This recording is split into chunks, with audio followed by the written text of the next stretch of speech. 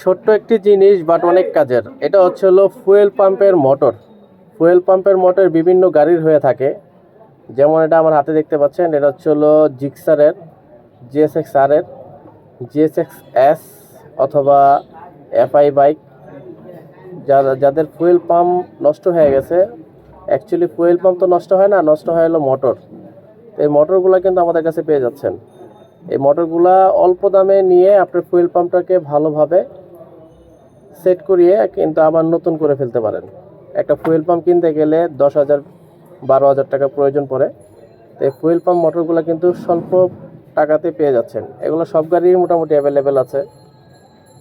এটা যেরকম FZ version 1 থেকে শুরু করে একজন ভার্সন 4 পর্যন্ত। এখানে আছে হচ্ছে হলো CBR এর আছে, MT-15 এর আছে, এই জায়গায় আছে হচ্ছে R15 B3 এর। প্রাইস জানতে এখনই ইনবক্স করুন। ধন্যবাদ সবাইকে।